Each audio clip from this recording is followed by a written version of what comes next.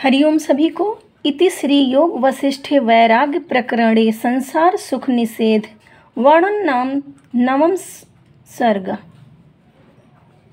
श्री राम जी बोले, हे मुनीश्वर, अहंकार अज्ञान से उदय हुआ है। यह महादुष्ट है और यही परम शत्रु है। इसने मुझको दबा डाला है, पर मिथ्या है और सब दुखों की खानी है। जब तक अहंकार है तब तक पीड़ा की उत्पत्ति का अभाव कदाचित नहीं होता।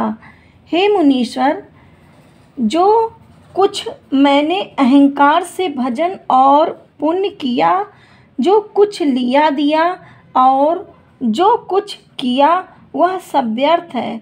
इससे परमार्थ की कुछ सिद्धि नहीं है।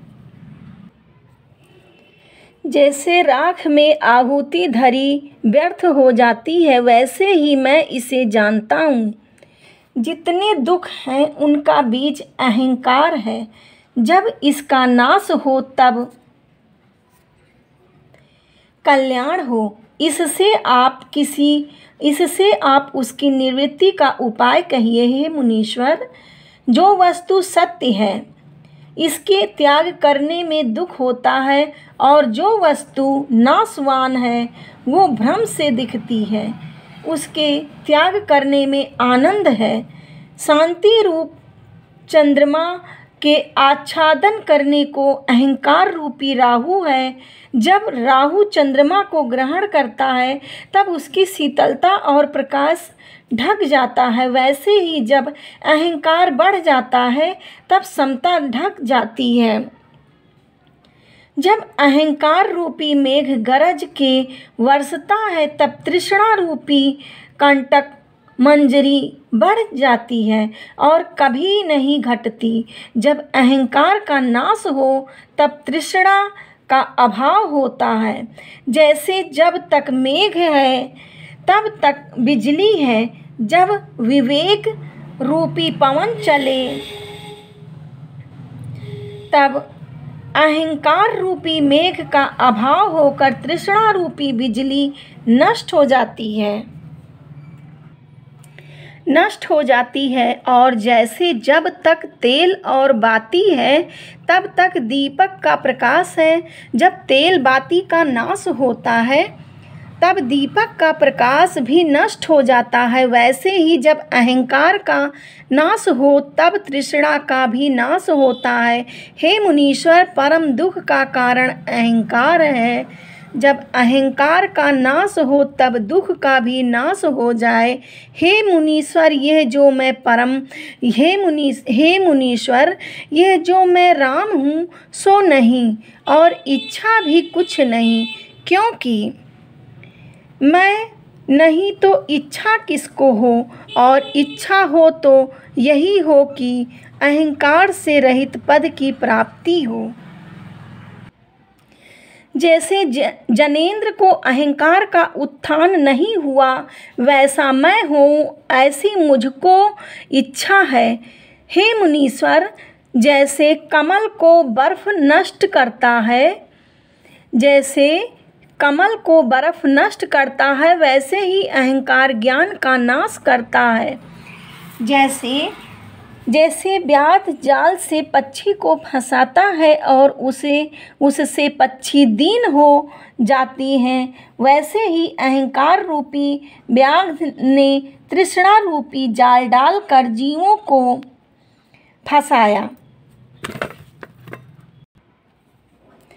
जैसे व्याध जाल से पक्षी को फंसाता है और उससे पक्षी दीनहीन हो जाते हैं, वैसे ही अहंकार रूपी व्याध ने तृष्णा रूपी जाल डालकर जीवों को फंसाया, उससे वह महादीन हो गए।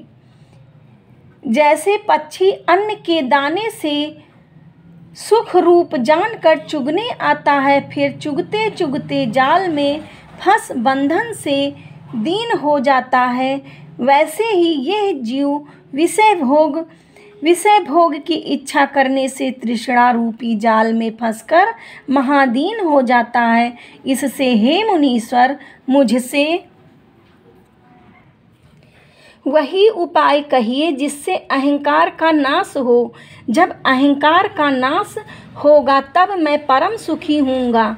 जैसे विंध्याचल पर्वत के आश्रय से उन्मत्त हस्ती गर्जते हैं, वैसे ही अहंकार रूपी विंध्याचल पर्वत के आश्रय से मन रूपी उन्मत्त हस्ती नाना प्रकार के संकल्प विकल्प रूपी शब्द करता है। इससे आप वही उपाय कहिए जिससे अहंकार का नाश हो, जो कल्याण का मूल है। जैसे मेघ का नाश करने वाला शरत काल है, वैसे ही वैराग्य का नाश करने वाला अहंकार है। मोहादिक विकार रूप सर्पों के रहने का अहंकार रूपी बिल है और वही कामी पुरुषों की नाई है।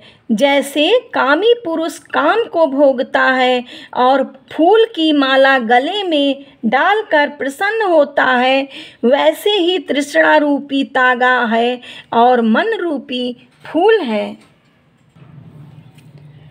मन रूपी फूल है सो तृष्णा रूपी तागे के साथ गुहे हैं, सो अहंकार रूपी कामी पुरुष उनको गले में डालता है और प्रसन्न होता है। हे मुनीश्वर, आत्मा रूपी सूर्य है, उसका आवरण करने वाला मेघ रूपी अहंकार है। जब ज्ञान रूपी शरत काल आता है तब अहंकार रूपी मेघ का नाश हो जाता है और तृष्णा रूपी तुषार का भी नाश होता है। हे मुनीश्वर, यह निश्चय कर मैंने देखा है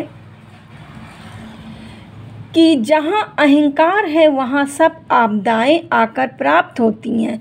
जैसे समुद्र में सब नदी आकर प्राप्त होती है, वैसे ही अहंकार से सब आपदाओं की प्राप्ति होती है।